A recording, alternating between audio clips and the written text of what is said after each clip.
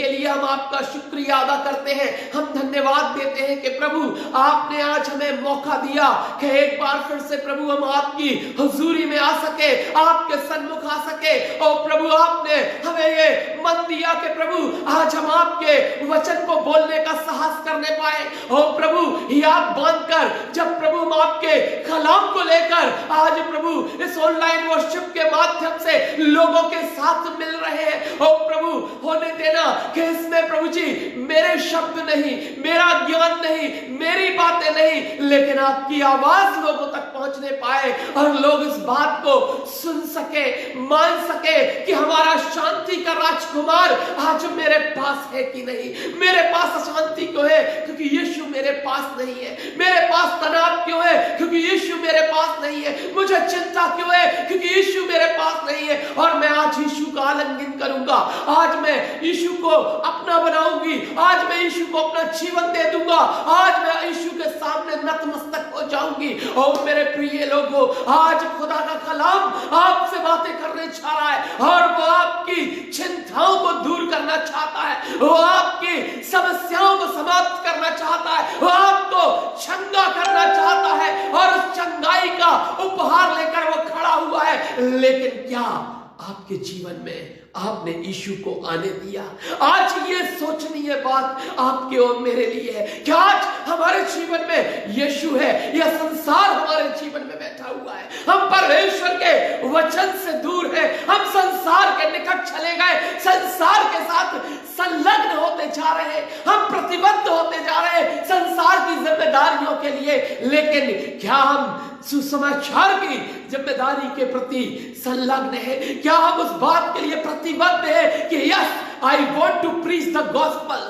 आज मैं प्रभु के वचन को लोगों तक पहुंचाने के लिए जिम्मेदार होना चाहता हूं या होना चाहती हूं। मैं अपने तमाम पॉकेट मनी से, मैं अपने तमाम कमाई से आज यीशु के प्रचार के लिए, यीशु के वचन के लिए अपने आप को तैयार करना चाहती हूं या करना चाहता हूं। क्या आज हमने ये जिम्मेदारी ली है? यदि नहीं तो आपको आवश्यकता है, you have to committed for the gospel preaching.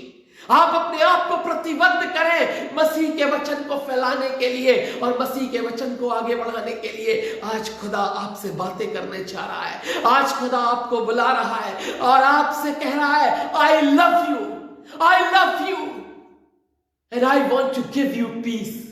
खुदा कलाम आपको शांति के साथ परिचित कराते हुए बताना चाहता है कि शांति का राजकुमार यीशु आपके जीवन में आज प्रवेश करना चाहता है। प्रभु हम धन्यवाद देते हैं आपके बड़े प्रेम के लिए, और धन्यवाद के साथ जब प्रभु हम इस कलाम में प्रवेश करते हैं, जब इस वचन में हम जाते हैं, उससे पहले प्रभु हमें तैयारी का मन दे, हमें ऐसी तैयारी दे प्रभु कि हम अपने आप को पूरी तरह से वचन के उस जलाशय में डुबोकर उस शांति को अनुभव करते हुए प्रभु जी हम आपके निकट आ सके। हम सन्नाटे में न रहे लेकिन शांति में रहे और आपकी आत्मा का भाग प्रभु जी हमें दूनी रीति से प्राप्त होने पाए। धन्यवाद देते हुए ये विनती हम उद्धारकर्ता यीशु मसीह के नाम से मांगते हैं, सुना दया से ग्रहण कर, आमीन। Praise the Lord. मेरे प्रिय प्रभु यीशु मसीह के नाम में एक बार फिर से आपका स्वागत करता हूं और मैं ये बताना चाहता हूं, हम परमेश्वर के कलाम में चले इससे पहले मैं वचन में से आपके लिए पढ़ना चाहूंगा यूहन्ना रचित सुसमाचार उसके 16 अध्याय के 31 से लेकर 33वें वचन तक। जॉन चैप्टर 16 वर्स 31 टू 33, 31 से लेकर 33 तक यूहन्ना रचित सुसमाचार उसके 16 अध्याय के 31 से 33वें वचन तक मैं पढ़ूंगा, जहां लिखा है, यह सुन यीशु ने उनसे कहा, क्या तुम अब विश्वास करते हो?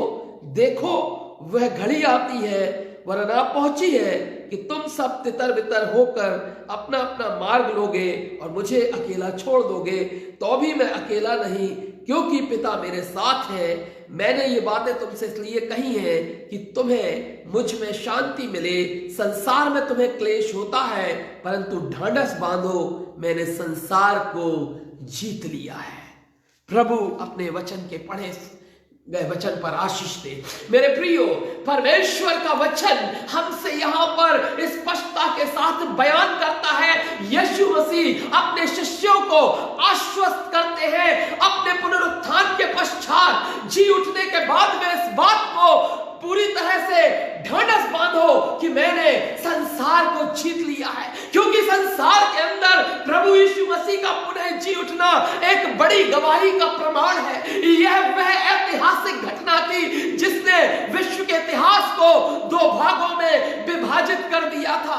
मेरे प्रियो, यीशु मसीह ने अपने आप को जीवित करके, अपने आप को साथ शरीर वहां से हटाकर, उस कब्र का पत्थर तोड़कर, उस बंधन को तोड़कर हम सबको यह अवसर दिया कि हम अपने मन को फिराकर फिर से स्वर्ग के लिए जीवित हो जाएं। जो हम मरे हुए थे, जो हम आदम के स्वभाव के कारण मरे हुए पैदा हुए थे, हमारी सांसें तो चलती थी परंतु हमारे पास आत्मा का अभाव था। उस आत्मा का अभाव था जो हमें परमेश्वर के साथ संलग्न करती है, वाइंड अप करती है। वह आत्मा हमारे पास नहीं थी, लेकिन प्रभु यीशु मसीह के बलिदान के द्वारा, यीशु प्रभु के उस महान अनुग्रह के द्वारा वह पवित्र आत्मा हमें प्राप्त हुई, हमें नया जीवन प्राप्त हुआ, हमें वह पश्चाताप का अवसर मिला जिसके द्वारा हम अपने पापों का पश्चाताप करके एक बार फिर से स्वर्ग के मुहाने पर जा सकते हैं, इस योग बन सकते हैं कि परमेश्वर की बारागाह में प्रवेश कर सके। परमेश्वर अपने लोगों से प्यार करता है, परमेश्वर संसार के अंदर मानव जाति से अति विशेष प्रेम करता है और वह मनुष्य को खत्म नहीं करना चाहता था, वह मनुष्य को पनिश नहीं करना चाहता था, वह उसे दंडित देना नहीं चाहता था। वह परमेश्वर चाहता था कि मनुष्य का पाप क्षमा किया जाए और इसलिए एक पवित्र मेमने के बलिदान की योजना, अपने पुत्र के रूप में एक मार्मिक बलिदान की योजना परमेश्वर ने मनुष्य के लिए तैयार की। और यीशु जब पृथ्वी पर आया, यीशु ने अपने काम किए, वह लोगों के बीच में रहा, अपने आप को प्रमाणित किया और लोगों ने उन आश्चर्य कर्मों को देखा, लोगों ने चंगाई को देखा, लोगों ने तमाम प्रकार से मुर्दों को जीते हुए देखा। इन सब के बाद भी लोग कह रहे थे, बहुत सारे लोग जो थे वे कह रहे थे बरअब्बा को उतार दो, यीशु को क्रूस पर चढ़ा दो। मेरे प्रियो, हो सकता है कि आपका मसीह जीवन लोगों के लिए इसी तरह विद्रोह का कारण बन सकता है। शैतान के लोग हो सकता है आपके मसीह जीवन को देखकर वे आपके लिए सताव लेकर आएंगे, आपके लिए अशांति लेकर आएंगे, वे आपके लिए तनाव लेकर आएंगे, वे आपके लिए बहुत से ऐसे बातों को लेकर आएंगे जिनके द्वारा आपके हृदय को चोट पहुंचेगी। आप सोचने लग जाएंगे ये व्यक्ति मुझसे ऐसा क्यों कह रहा है, लेकिन मैं आपको बताना चाहता हूं परमेश्वर के वचन के अनुसार हम इस बात को जान लेते हैं कि प्रभु का क्रूसिफिक्शन, प्रभु यीशु मसीह का सलीबीकरण हमें स्मरण दिलाता है कि हमारा जीवन भी सलीबीकरण के लिए है, प्रॉस्पेरिटी के लिए नहीं है। यदि हमारा जीवन समृद्धि के लिए होता तो प्रभु यीशु मसीह का कोई शिष्य शहीद नहीं होता। सब समृद्धशाली मठाधीश होते, बड़े बड़े मठों में रहकर काम कर रहे होते, बहुत बड़ी संपदा पर बैठकर वे धार्मिक संचालन कर रहे होते, लेकिन ऐसा नहीं हुआ। यदि हम प्रभु यीशु मसीह के शिष्यों के ऊपर दृष्टि करें तो थॉमस भारत में आया और भाले से छेद दिया गया, इथोपिया में पतरस को उल्टा क्रूस पर चढ़ा दिया और पौलुस को भी गर्दन काट दी गई थी। जितने भी लोगों ने मसीह को ईमानदारी के साथ प्रचार करा, जितने लोगों ने मसीह को अपने जीवन से ईमानदारी के साथ प्रदर्शित करा, उनके हिस्से में सलीब आई है। और मेरे प्रियो, जिसके हिस्से में सलीब नहीं आई वह संसार के साथ हाँ में हाँ मिलाकर चल रहा है, लेकिन वह प्रॉस्पर हो सकता है, वह समृद्धशाली हो सकता है, वह शक्तिशाली हो सकता है, वह लोगों के बीच में बहुत प्रतिष्ठित हो सकता है, लेकिन शांति का अभाव उसके जीवन में है, क्योंकि वह अपनी वास्तविक उत्तरदायित्व से मुकर गया है। उसने अपने उत्तरदायित्व को छोड़ दिया और उसने एक नकली जीवन के साथ अपने आप को खड़ा किया है। लेकिन परमेश्वर चाहता है कि हम मसीह को अपने जीवन से दिखाएं, क्योंकि जब तक हम उस कब्र के अंदर रहते हैं जो संसार की कब्र है, जो शैतान की कब्र है, जब तक हम उसमें से पुनरुत्थित नहीं होते, वो संसार के तमाम प्रकार के बंधनों का जो पत्थर लगा हुआ है, वो प्रतिष्ठा का पत्थर जो उस खप्र के मुहाने पर रखा है, वो तमाम घमंड का जो पत्थर उस खप्र के मुहाने पर रखा है, जब तक वह पत्थर नहीं हटता है तब तक हम अंदर रहना चाहते हैं। हम सताव का हिस्सा बनना नहीं चाहते। हम बहुत अच्छा प्रचार क्रिश्चियन लोगों के बीच में जाकर करना चाहते हैं, लेकिन हम लोगों के बीच में ये कहना नहीं चाहते कि जीसस इज ओनली सेवियर।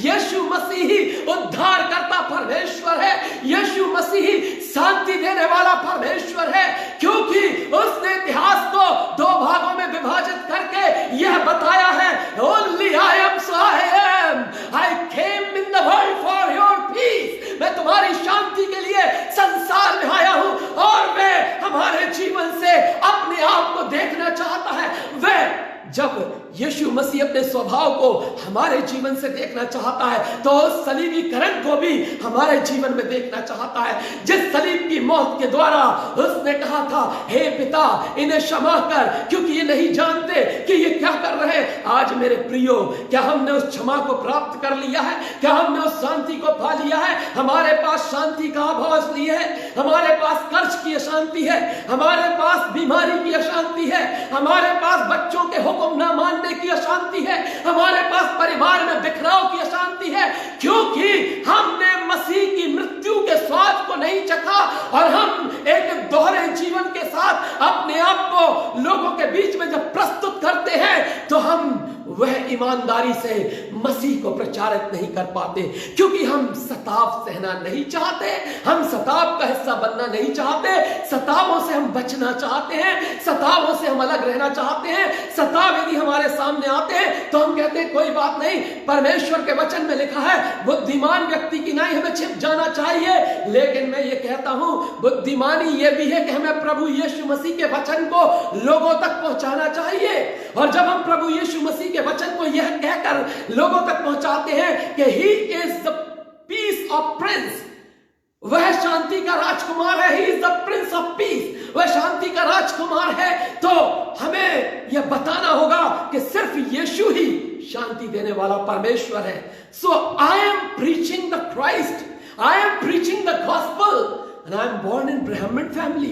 मैं एक ब्राह्मण परिवार में जन्मा, लेकिन मसीह यीशु का प्रचार मैं इसलिए कर रहा हूं क्योंकि मुझे यीशु मसीह के द्वारा ही शांति मिली, मुझे यीशु मसीह के द्वारा ही अभिषेक मिला, मुझे यीशु मसीह के द्वारा ही ये अथॉरिटी मिली कि मैं उसके वचन को बताकर और लोगों को भी बचा सकूं और लोगों को भी बता सकूं कि यीशु मसीह हमारा उद्धार करता परमेश्वर है।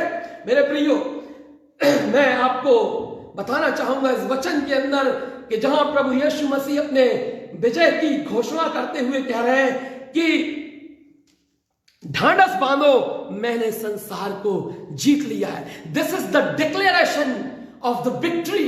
मैंने संसार को जीत लिया है। क्यों जीत लिया? क्योंकि अपने जीवन को देकर फिर से जीवित करके ईश्वरीय अस्तित्व में संसार के सामने प्रमाणित करके ये बता दिया, I am the living God, I am not died. वह हमारे लिए क्रूस पर मर गया और हमारे लिए वह तीसरे दिन मृतकों में से जी उठा।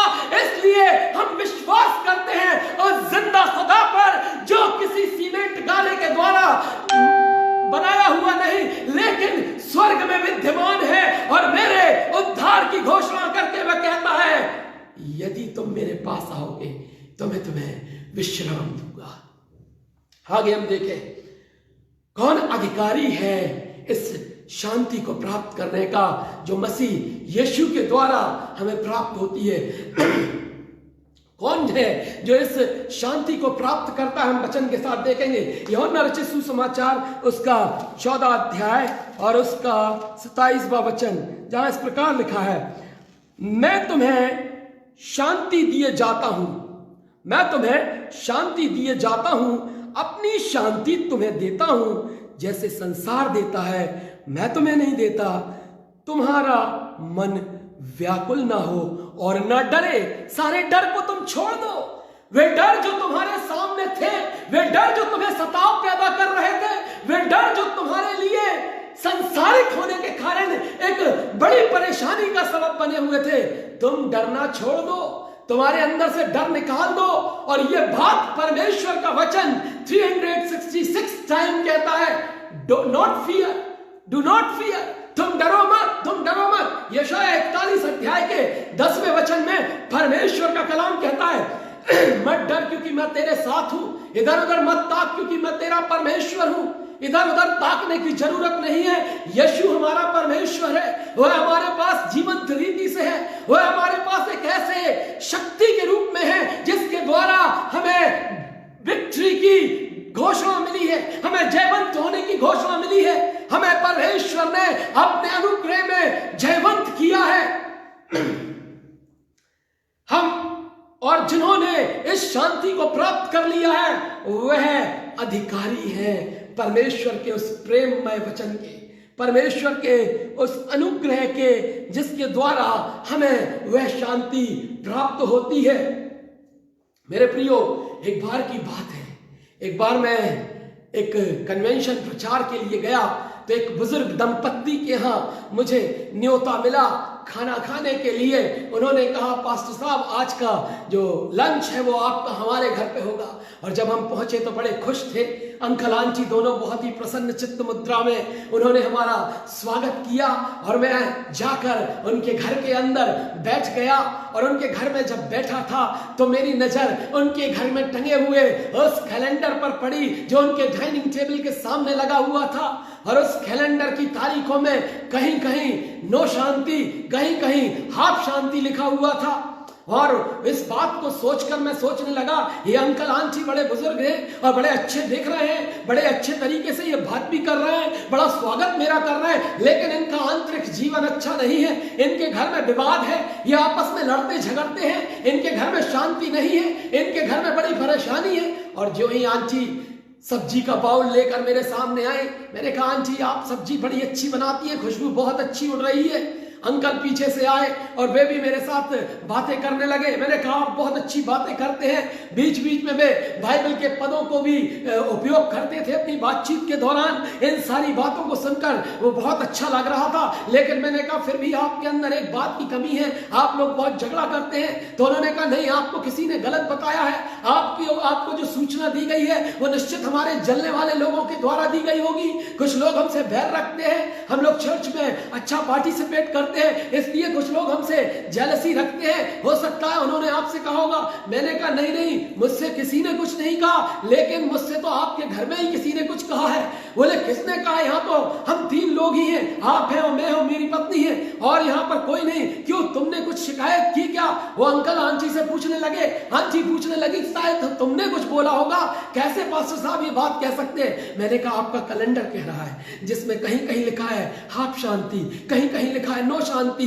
जिन दिनों में आपकी आधे दिन लड़ाई रहती होगी उस दिन हाफ शांति, और जिस दिन आपके घर में पूरे दिन लड़ाई चलती होगी उस दिन नो शांति। अरे बोले, नहीं नहीं, ऐसी बात नहीं है। हमारे घर में जो बाई आती है, काम करती है, उसका नाम शांति है। और वो जब आधा दिन आती है तो नो हाफ शांति, और जब वो पूरा दिन काम करती है, नहीं करती है, तो उसको फुल शांति।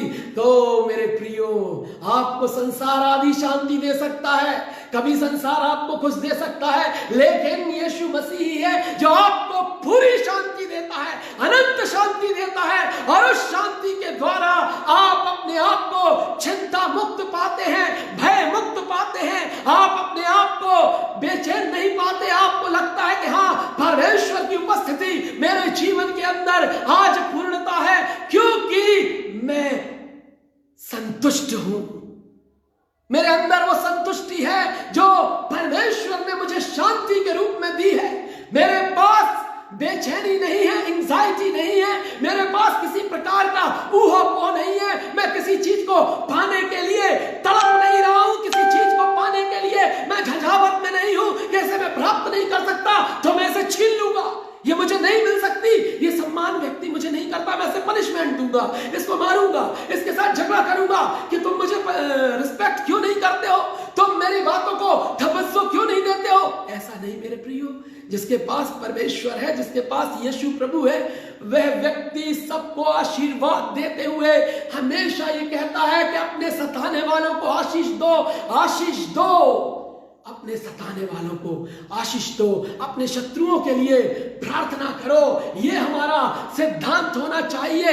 हाँ, वो अलग बात है कि यदि कोई व्यक्ति आपको स्वीकार नहीं करना चाहता, तब भी आप उसे आशीर्वाद देते हुए ही आगे बढ़ जाइए, क्योंकि वचन में यह भी लिखा है कि जहां तुम्हारा आदर ना हो तो अपने पैरों की धूल झाड़ो और आगे बढ़ जाओ, लेकिन झगड़ा मत करो, लेकिन किसी प्रकार का कुठाराघात मसीह सिद्धांतों के साथ मत करो, क्योंकि मसीह का सिद्धांत बस और बस प्रेम है। और वह चाहता है कि तुम किसी भी बात में प्रेम को छोड़कर एक दूसरे के कर्जदार ना हो। यदि लेन देन तुम्हारा आपस में हो तो प्रेम का लेन देन हो, प्रेम की बात हो, प्रेम के साथ तुम आगे बढ़ रहे हो, क्योंकि शांति और प्रेम दोनों एक दूसरे के पूरक हैं। यदि शांति होगी तो प्रेम होगा, और प्रेम होगा तो शांति होगी, क्योंकि आपके पास दुश्मनी नहीं है, आपके पास शांति है, आपके पास प्रेम है, आपके परिवार में आपके लिए प्रेम है, आपके रिलेटिव्स के लिए आपके हृदय में प्रेम है, आपके फ्रेंड्स के लिए आपके हृदय में प्रेम है, और उस प्रेम के जल से आप हमेशा भरे रहते हैं, क्योंकि वो प्रेमी हृदय आपको परमेश्वर ने प्रदान किया है। वो प्रेमी हृदय परमेश्वर ने आपके अंदर डाला है, और परमेश्वर चाहता है कि इस प्रेम को आप प्रस्फुटित करके परमेश्वर को प्रदर्शित करें, परमेश्वर को दिखाएं, परमेश्वर को अपने जीवन से प्रदर्शित करें, क्योंकि वचन कहता है ढांढस बांधो, परेशान मत हो, व्याकुल मत हो, डरो नहीं। तुम ये मत समझो कि सामने से जो समस्या रूपी बैल आ रहा है वो तुम्हें मार डालेगा, लेकिन स्मरण रखो तुम्हारे लिए यीशु मसीह ढाल बनकर खड़ा होगा, यीशु मसीह तुम्हारे आगे आएगा। भजन संहिता 34 के अंदर इस बात के विषय में बाइबल बताती है कि यहोवा अपने डरवैयों के चारों ओर अपने दूतों को भेजकर छावनी किए हुए उन्हें बचाता है। जब उसकी छावनी हमें बचाती है तो फिर हम क्यों फिक्र करते हुए डर के भयभीत होकर पाप की ओर अग्रसर हो, झगड़े की ओर अग्रसर हो, किसी से संसारिक रीति से बदला लेने की ओर अग्रसर हो, किसी से संसारिक रीति से हम तवज्जो लेने के लिए अग्रसर हो। हम किसी बात के लिए अग्रसर नहीं है, गलत काम के लिए हमारे यदि कदम बढ़ रहे हैं तो परमेश्वर के वचन को प्रचार करने के लिए, हमारे कदम यदि बढ़ रहे हैं तो परमेश्वर के वचन को फैलाने के लिए, हमारा जीवन यदि इस्तेमाल हो रहा है तो परमेश्वर के प्रेम को प्रचारित करने के लिए। मेरे प्रियो, परमेश्वर हमारे जीवन से स्वयं को प्रदर्शित करते हुए उस प्रेम की नदी को बहाकर लोगों को आशीष देना चाहता है, लोगों के जीवन को बदलना चाहता है। कैसे लोगों का जीवन बदलेगा जब हमारा जीवन ही खराब होगा? जब हम पहले ही लोगों को रिजेक्ट कर देंगे तो वह प्रभु के पास कैसे आएंगे? क्योंकि प्रभु से तो हमने ये जिम्मेदारी पाई है, प्रभु यीशु मसीह ने ये हमें ग्रेट कमीशन दिया, ये आदेश दिया कि जाओ जगत के छोर तक सुसमाचार का प्रचार करो। सुसमाचार का प्रचार यदि हम करना चाहते हैं, सुसमाचार को यदि हम फैलाना चाहते हैं, तो सर्वप्रथम हमें सहनशीलता के साथ परमेश्वर को प्रकट करना होगा। और ऐसे लोग जो होते हैं वे परमेश्वर की सच्ची शांति के अधिकारी होते हैं। तुमने पूर्ण शांति को प्राप्त कर लिया है क्योंकि मसीह ने तुम्हें पूरी शांति दी है। और इसके लिए हमें जरूरत है उस स्थिरता की जो हमें परमेश्वर के द्वारा प्राप्त होती है, विश्वास में रहते हुए जो स्थिरता हमें प्राप्त होती है। निकालिए मेरे साथ प्रेरितों के काम उसके 14 अध्याय उसके 22वें वचन को हम देखेंगे। प्रेरितों के काम उसके 14 अध्याय और उसके 22वें वचन को, जहां पर इस प्रकार लिखा है, और चेलों के मन को स्थिर करते रहे। इवन मैं 21वें वचन से ही इसे पढ़ना चाहूंगा।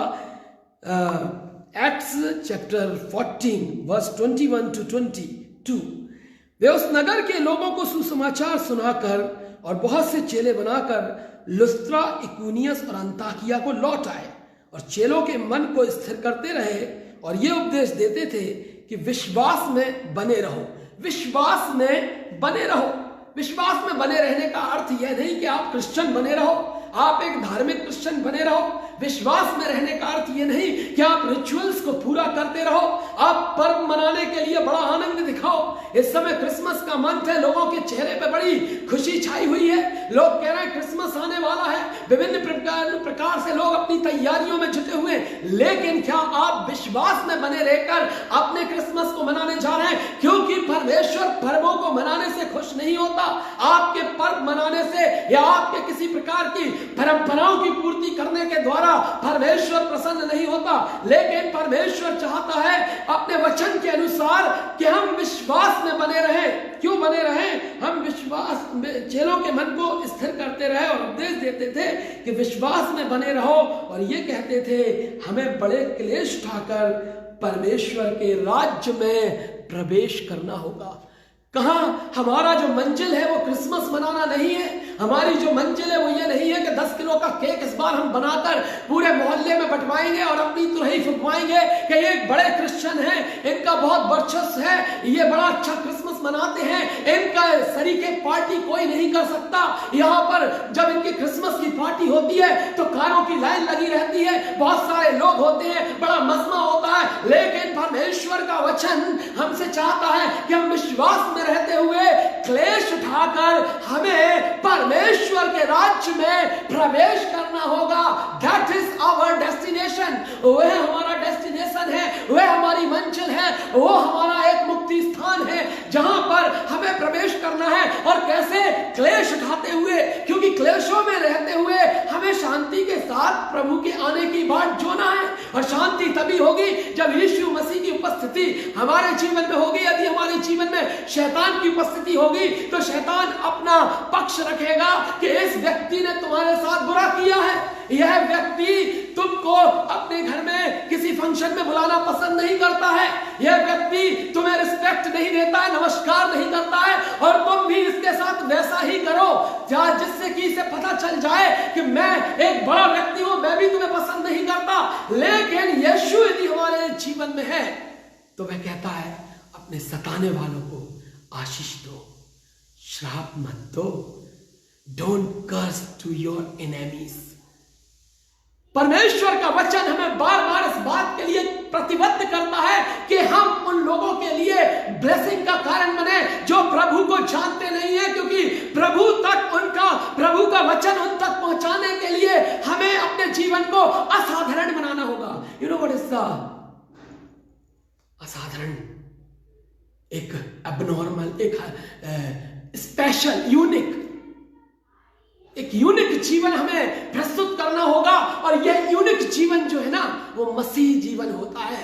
साधारण जीवन यूनिक जीवन नहीं होता है, एक असाधारण जीवन होता है जो मसीही जीवन होता है, क्योंकि उस जीवन के अंदर लोगों के लिए क्षमा होती है, उस जीवन के अंदर लोगों के लिए प्यार होता है, उस जीवन के अंदर लोगों के प्रति मददगार स्वभाव पाया जाता है। और उस मददगार स्वभाव के द्वारा आप लोगों को इस बात के लिए तैयार करते हैं कि वे ये जाने कि इस व्यक्ति में कौन सी आत्मा है जो कभी बुरा नहीं मानती, कभी डहा नहीं करती, कभी जलन नहीं रखती, कभी किसी प्रकार का प्रतिशोध लेने के लिए आगे नहीं आती, लेकिन हमेशा यह अपने शत्रुओं के लिए भी मददगार बनकर, यह अपने शत्रुओं के लिए भी ब्लेसिंग का कारण बनकर खड़ा होता है। तब आप लोगों को बताते हैं आई एम क्रिश्चियन, मैं मसीह हूं, और मैं वो मसीह हूं जिसके अंदर यीशु की आत्मा रहती है, जो लोगों की भलाई का काम करती है, लोगों के लिए चंगाई की प्रार्थना करती है, लोगों के लिए आशीर्वाद का कारण बनती है। मेरे प्रियो, ऐसे लोग मसीह की शांति के सच्चे अधिकारी होते हैं। आगे हम देखेंगे, हमारा परमेश्वर हमें आशीषित करता है, हमारा परमेश्वर हम पर अनुग्रह करता है, और वह इस स्थिरता के द्वारा, इस स्थिर जीवन के द्वारा, जो विश्वास का जीवन है, जिसमें किसी भी प्रकार से मुड़ना नहीं है, न दाएं न बाएं, लेकिन सीधे चलते हुए परमेश्वर के नाम को हर स्थिति में महिमान्वित करते हुए, हर बुरी स्थिति में भी एक बाट जोते हुए, इस आशा के साथ कि कल की सुबह रोशनी लेकर आएगी, अंधेरे को उजियाला मार देगा, क्योंकि अंधियारे की उम्र सिर्फ रात होती है, लेकिन उजाला निरंतर आता रहेगा, उजाला निरंतर आता रहेगा मेरे प्रियो। और उस उजाले में मसीह की रोशनी आपके जीवन को भी उस अंधकार से बाहर अवश्य निकालेगी, लेकिन आपको स्थिरता के साथ विश्वास में बने रहकर परमेश्वर के नाम को महिमान्वित करने के लिए अपने आप को समर्पित करना है, तब वह शांति आप है। तो मैं भी उसका बेटा हूं, उसकी बेटी हूं, उसके साथ हूं, तो तो हम भी इस विजय के भागीदार हैं, इस शांति के भागीदार हैं जो प्रभु आपको देता है। मेरे साथ निकालिए लूका उसका 2 अध्याय उसके 14वें वचन के साथ, इसी के साथ ही हम वचन को आखिर में जा रहे हैं। और यहाँ लिखा है, आकाश में परमेश्वर की महिमा और पृथ्वी पर उन मनुष्यों में जिनसे वह प्रसन्न है शांति हो। उन मनुष्यों में जिनसे वह प्रसन्न है, जो प्रेम करने वाले लोग हैं, जो मददगार लोग हैं, जो लोगों के बीच में भलाई करने वाले लोग हैं, जो सुसमाचार को फैलाने वाले लोग हैं, उनके लिए प्रभु यीशु शांति का दाता है। आइए हम प्रार्थना करें। Thank you Jesus. Yes master, hallelujah, praise the Lord. प्रभु आपको आशीष दे। प्रार्थना में चलें। Thank you Jesus. सिंहासन पर विराजमान है जो, उस परमेश्वर की प्रजा है हम। Hallelujah, hallelujah, praise the Lord. स्तुति करें। हालेलुया। सिंहासन पर विराजमान है जो, उस परमेश्वर की प्रजा है हम। आओ उसकी स्तुति करें एक साथ, छोड़ेगा ना कभी हमारा। हाले हाले हालेलुया, हाले हाले हालेलुया, हाले हाले हालेलुया, हाले हाले हालेलुया। हमारे जीवित महान परमेश्वर अनुग्रहकारी पिता प्रभु, हम आपका धन्यवाद देते हैं आज के इस दिन के लिए, धन्यवाद देते हैं इस मुबारक समय के लिए, धन्यवाद देते हैं शांति के वचन के लिए कि जिसमें आपका कलाम कहता है शांति रखो, ढांढस बांधो, क्योंकि मैंने संसार को जीत लिया है।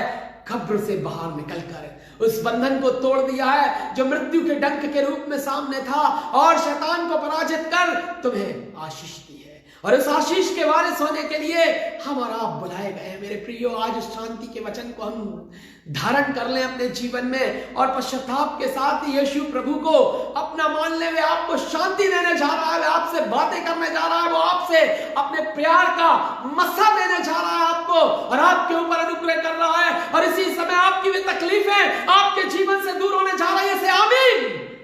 जो आपके जीवन पर परेशानी का सबब बनी हुई थी, आज के दिन में वह आपके लिए एक नए समाचार को लेकर आना चाहता है। वह आपको एक नया जीवन देकर, एक नई उन्नत राह पर ले जाकर आपको कहना चाहता है कि ढांढस बांधो, मैंने संसार को जीत लिया है। प्रभु आपको आशीष दे। Thank you Jesus. यीशु प्रभु के नाम में आमीन। हमारे प्रभु यीशु मसीह का अनुग्रह, परमेश्वर पिता का प्रेम, पवित्र आत्मा की संगति और सहभागिता आप सबके साथ उसके द्वितीय आगमन तक आपके जीवनों में सुरक्षित रहे। आमीन। मसीह यीशु के नाम में एक बार फिर से आपको शुभकामनाएं। प्रभु आपको बहुत आशीष दे। इस संदेश को शेयर करें, कमेंट करें, फॉरवर्ड करें, वॉच पार्टी बनाएं, ताकि ये संदेश और लोगों तक पहुंचे और यीशु प्रभु को महिमा मिले।